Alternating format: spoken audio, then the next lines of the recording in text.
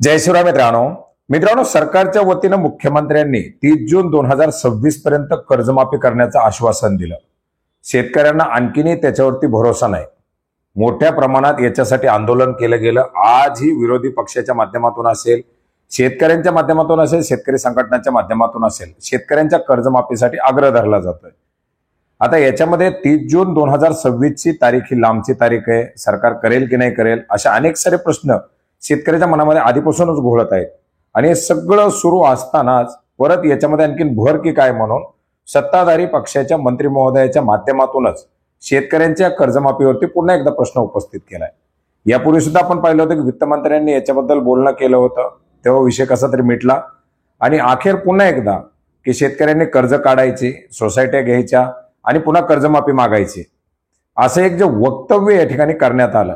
मग या वक्तव्यावरून पुन्हा एकदा शेतकऱ्यांना प्रश्न पडलाय। नवे आता तर पुन्हा एकदा खात्री झाली की सरकार पुन्हा कुठेतरी कर्जमाफीपासून दूर जाते का। मुळात शेतकऱ्यांनी कर्ज का काढायचे, शेतकरी कर्ज काढल्यानंतर ती का थकीत होतात, शेतकरी कर्ज का भरत नाहीत, याचा अभ्यास करण्यासाठी आता समिती 6 महिने काम करणार। तोपर्यंत सुद्धा या मंत्री महोदयांना, या महाशयांना का वाट पाहावी लागत नाही किंवा का वाट पाहावी वाटत नाही, हेच एक या ठिकाणी समजण्यात झालंय। शेतकरी कर्ज काढतो आपल्या शेतीच्या गरजा पूर्ण करण्यासाठी, ते एक धोरण आहे। केंद्र शासनाच्या माध्यमातून त्याच्यासाठी पतपुरवठा केला जातोय, नाबार्ड आहे, हे ते वगैरे सर्व चाललं। आता जर शेतकऱ्यांचे कर्ज जर या ठिकाणी कामाचे नसतील तर कशाला एवढा सगळा उठाठेव करायचा आहे। कर्ज घ्या नाही तर नका देऊ। सामान्य लोकांसारखं कर्जाचं एक शेती हा अतिशय मूलभूत असा विषय आहे, त्याला पतपुरवठा होणं गरजेचं आहे आणि पतपुरवठा केल्यानंतरच शेतीची कामं होऊ शकतात, हे एक या ठिकाणी सर्वांना माहिती आहे। आता एवढं मोठं कर्ज घ्यायचं, शेतीला तो खर्च करायचा, उत्पादन काढायचं आणि त्याच्यानंतर ते कर्ज भरायचं, ही एक शेतकऱ्यांची प्रक्रिया असते। परंतु आता जर उत्पादनच हाती नाही आलं, लॉस झाला, तर तो लॉस भरून कशातून काढणार? जमिनी विकणार का, स्वतःला गहाण ठेवणार का, जमिनी गहाण ठेवणार का, हाही प्रश्न आहे। बरं ठीक आहे, नुकसानही नाही झालं, शेतकऱ्याचा शेतमाल आला। आज बाजूला मध्य प्रदेश राज्य आहे, 5328 रुपयाचा हमी भाव, भावांतर योजना राबवायला मंजुरी दिली। 1300 ते 1400 रुपयाचा भावांतर जी काही रक्कम आहे ते द्यायला त्या सरकारनं मंजुरी दिलेली। महाराष्ट्रात आजही हमी भावानं खरेदीसाठी सांगितलं जातंय, ना ऍप्लिकेशनवरती नोंदणी करता येते, ना केंद्रावरती नोंदणी सुरू आहे।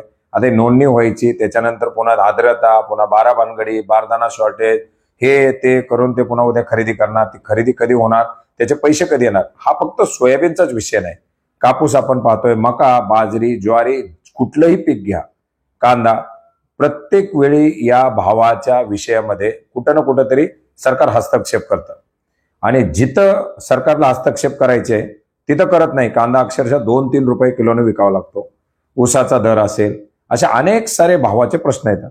जर योग्य तो शेतमाल योग्य त्या भावानं विकला गेला तर शेतकऱ्याला सुद्धा कर्ज भरणं अतिशय सोपं असं होणार आहे। परंतु शेतमालाला रास्त भाव मिळत नाही, आवश्यक असलेल्या पायाभूत सुविधाची उपलब्धता होत नाही, जे काही हमीभावानं खरेदी केली जातील त्याचे चुकारे लवकर होत नाही। अशा सर्व परिस्थितीमध्ये कुठेतरी शेतकरी अडकलेला असतो। आता समजा शेतकरी पीक विमा भरतात तर पीक विमा कंपनीवर अंकुश नाही, मग सरकारचं कुठल्याही बाबतीत अंकुश नसेल तर जर आता याच्यामध्ये जर समजा उद्या कर्जमाफी झाली आणि कर्जमाफीची जर रक्कम शेतकऱ्यासाठी बँकांना द्यावी लागली तर कुठल्याही आमदाराच्या किंवा मंत्री महोदयाच्या किंवा मुख्यमंत्र्यांच्या खात्यातून ती कट केली जाणार नाही किंवा त्यांची जमीन गहाण ठेवून सरकारला ते पैसे द्यावे लागणार नाहीत।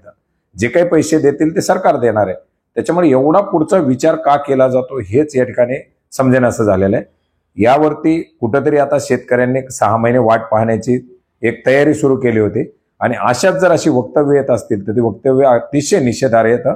आज ज्यांनी कुणी हे वक्तव्य केलं, आपल्याला कुणाचंही नाव घेण्याची गरज नाही, त्या वक्तव्याचा आपण या ठिकाणी निषेध करूयात। आशा करूयात पुन्हा एकदा कर्जमाफीचा विषय सर्व स्तरावरती लावून धरला जाईल। विरोधकाच्या माध्यमातून आता उद्धव बाळासाहेब ठाकरे मराठवाड्याच्या दौऱ्यावरती गेले, त्यांनी एक विषय पुन्हा एकदा चांगल्या पद्धतीने लावून धरलाय। पुन्हा शेतकरी संघटनाने आणखीन आक्रमक होऊन कुठंतरी हा विषय तेवढ्याच गांभीर्याने लावून धरावा, जेणेकरून हे जे काही बाष्कळ बोलणे आहेत ही कुठेतरी थांबतील आणि सरकार पुन्हा एकदा गांभीर्याने या कर्जमाफीचा विचार करेल। धन्यवाद।